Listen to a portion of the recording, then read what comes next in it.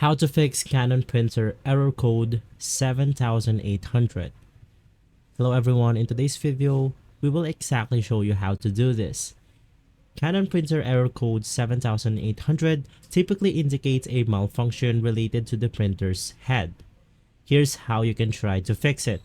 You want to reset the print heads, you want to power off end printer and unplug it onto the power cord.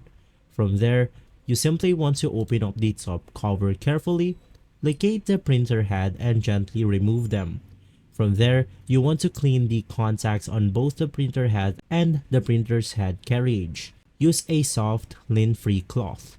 Reinstall the print head securely, close the top cover, power on, and you should be good to go. Now, if this doesn't work, you may want to seek professional help. Additional tips is that you avoid tilting the printer while moving it, as this can cause ink leaks.